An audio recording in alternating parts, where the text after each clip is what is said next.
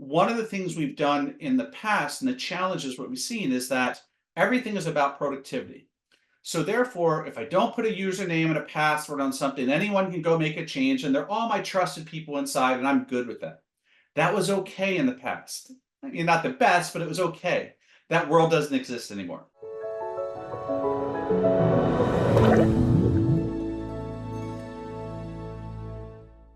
Hey everyone, it's Bob Crossan. I'm the editorial director for Wastewater Digest. I'm joined today by Jay Smilyk. He is Global VP of Sales for Nanolock Security. We're going to be talking about operational technology security for wastewater systems and some maybe even best practices that you should be employing at this moment in time. So Jay, thanks so much for being here. Thank you for having me, Bob. So why don't we start at the top kind of for wastewater utilities, what are some of the common operational technology security risks that exist? I'm thinking about a lot of those small utilities where you got the one guy or gal who's doing kind of everything. Certainly there's going to be some pitfalls there. Are there commonalities that you see in those, and how does that differ from, say, a larger utility that might have more resources? Perfect. Well, I think it's interesting. We've not seen one common thread across the board, whether it be large or small. What we have seen is everyone is on this journey. Hmm. And we have, you're absolutely right. In the US, we've definitely seen much more of these micro water facility sites, but we've seen it even globally. Um, One of the bigger challenges we've seen is really the proliferation of legacy equipment. Unlike IT security or IT equipment, the OT equipment has been sitting there for 30, 35 years. Some of these PLCs and SLCs and controllers, because of the mentality, if it's not broke, don't fix it. Hmm. Budget has not been allocated. And, all in all, they solve a pretty simple solution or pretty simple problem. And what we've seen is that across the board, everyone is trying to figure out what their 5 to 10 year journey looks like. I Hmm. think when we look at the smaller companies, the biggest difference, unlike some other, let's say, verticals out there, is that it doesn't matter the size of the company sometimes. The effects of something that goes wrong can be just as dramatic or catastrophic as a large company. It doesn't matter if it affects 5 people or if it affects 500 people or whatever that may be. Hmm. And I think that's really one of the bigger common threads we see across the board. I think you hit the other thing too is that everyone is stretched thin. I Hmm. think the amount of responsibilities, especially for some of these unmanned sites or very few uh, uh, people controlling a site, they're doing multiple jobs. A lot of times, no pun intended, they're putting the finger in the dike trying to stop something leaking, and we're very reactive and not proactive. And I Hmm. think one of the challenges that we're starting to see is that people are trying to figure out, what does that proactivity look like? What does Hmm. my future state look like? Um, I think we've gotten past the idea of I'm on an island and I can't be affected because I'm not connected to the internet, because that doesn't exist anymore. And Hmm. as they go through this journey, they realize it's really not going to exist. Meaning, much more remote management, remote visibility, which is going to be better for everyone. But there's definitely security measures that need to be taken uh, in process as we're doing this. And that is small or large companies. We're seeing that across the board. Hmm. I would not say that the large companies are a lot better off than the small companies right now. Yeah. Yeah, I think it's just a matter of the resources. They might have the resources to actually address some of this a little better than some of those small ones, but, on Exactly. kind of on that note though, like, how would you advise a wastewater utility to begin the evaluation process for their, OT cybersecurity risks? Are there certain steps or considerations that they should keep in mind as they're evaluating where problems could exist?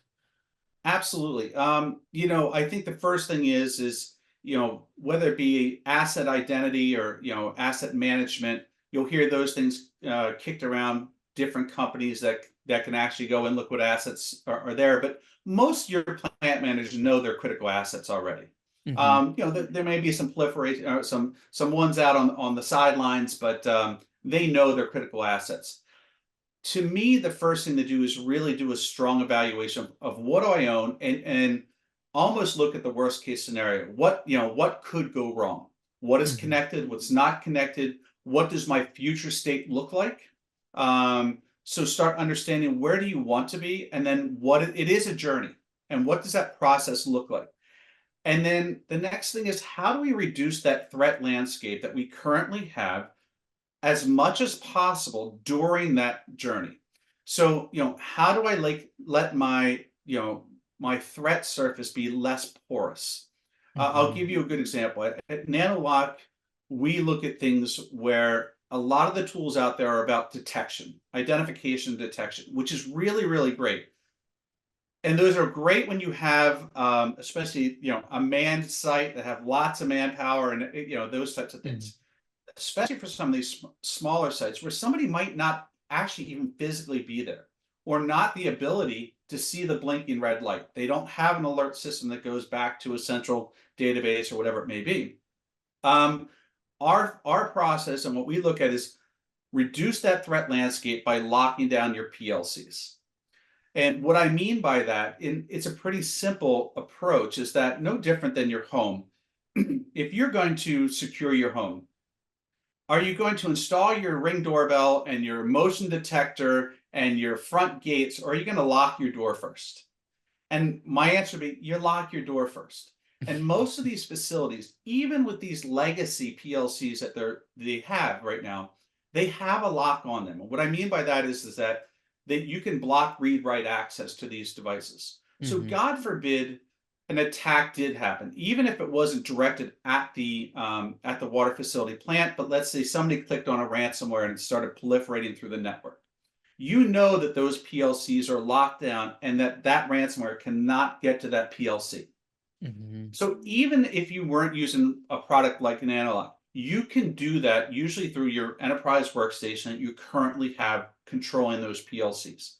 Reduce that threat landscape, especially the smaller places that don't have a lot to manage. Maybe they have 5 or 6 PLCs. Best practices are lock them down. One of the Hmm. things we've done in the past, and the challenges what we've seen, is that everything is about productivity.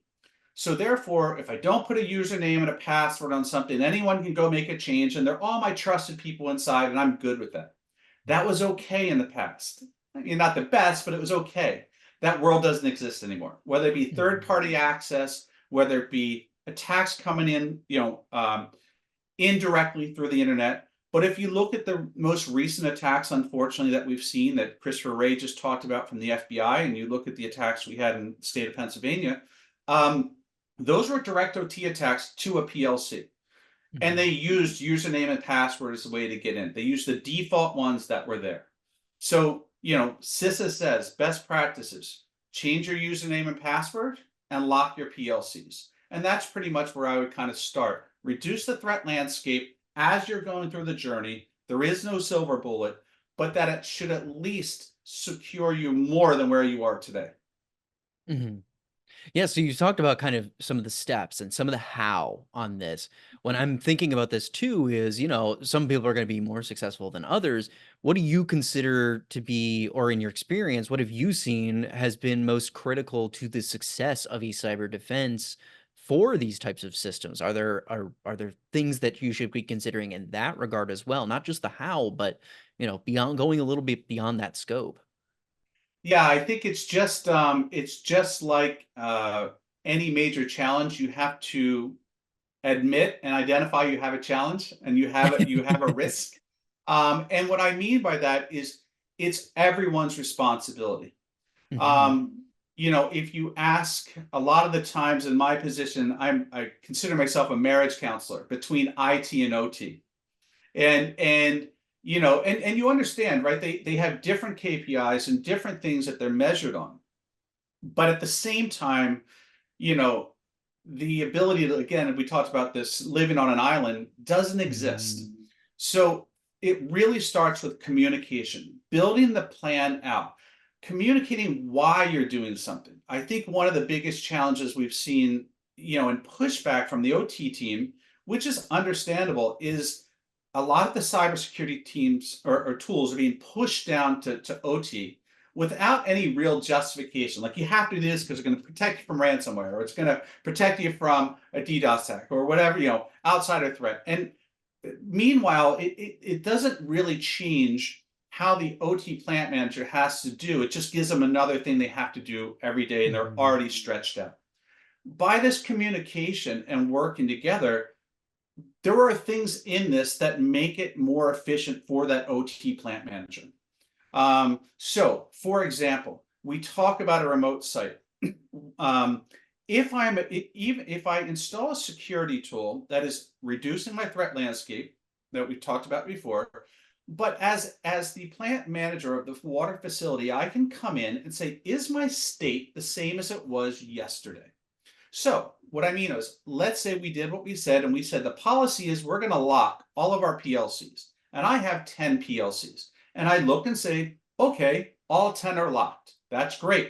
And then I can look and say, but last night we were supposed to do an upgrade on the third shift to these PLCs. I can quickly look and say, did somebody open up that PLC? Because if they did, they probably updated the program. If they didn't, they probably didn't upgrade it. All of a sudden, what I'm doing here is I'm giving visibility, traceability, audit capabilities to that plant manager on top of security.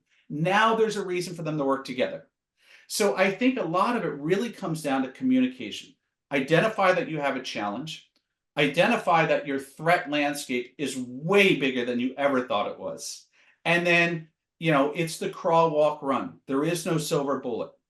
Mhm. Um, I think one other challenge we see, and we talked about this a little bit, is that a lot of the OT environment is still in a CapEx model, right? Mm.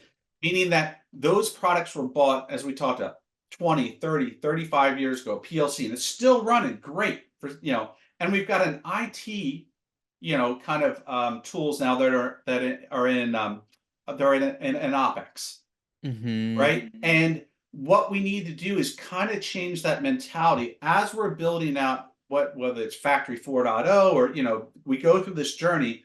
Understand that these are not going to be stagnant as they used to be. Mhm. Meaning that the things that you're buying today are not going to have a 30-year depreciation.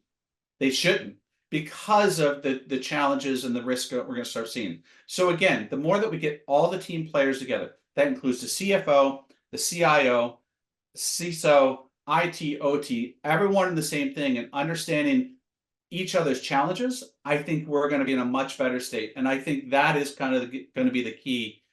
Every time I've seen this work, I don't care what, whether it be water, whether it be manufacturing, whether it be food and beverage, every one of those teams has always communicated, and they all understand the objective before they start a project. And it's worked every Mhm. time. Yeah. Where I've seen it fail every time is when they don't. Yeah, so reading between the lines, I feel like there's a lot of commonalities with what you're saying to how a lot of these utilities tend to approach their safety, right? They create this culture of safety, and this culture of safety should now include cybersecurity as well, right? That you should be building that culture in the same way that you build your safety culture, and that's where the unification can really begin. I feel like. Absolutely. That's a really good point. I think just even out of respect of, know the persona that you're talking to. And Hmm. what I mean by that is, if we're talking to a plant manager, understand what his challenge is. And when you talk in the words of safety and productivity, uptime, those types of things, as we said, the things that they're measured on, and then you put the use cases to that, not only is it respectful, it helps them understand why you're doing something, and they can put an alignment of what they understand. Hmm. And it really does come down to safety, right? At the end of the day, it's one thing if the water's not coming out of the faucet. It's another thing if I change the program within a PLC and now I have too much chlorine in my water, Hmm. or I have too much fluoride, or whatever it may be. God forbid those, but these are the types of things that would be completely undetected at this point if a change is made to a PLC without anyone seeing until that water was tested. Hmm. Yeah, true. Well, thanks Yeah. so much, Jay. I really appreciate you taking the time and talking us through some of these things as it relates to cybersecurity. It's all been very, very helpful. We appreciate your time. And for everyone who's watching, check out our video description below. We'll have some links to some cybersecurity information, articles, videos, all types of things like that. But once more to Jay, thank you for being here. We really appreciate your time. Thanks, Bob. Thanks for having me. And just remember, everyone's on the same journey. So you're not alone. Talk to your counterparts. I think that's the biggest one. Different videos like this definitely just helps inform the community across the board. So thank you for your time.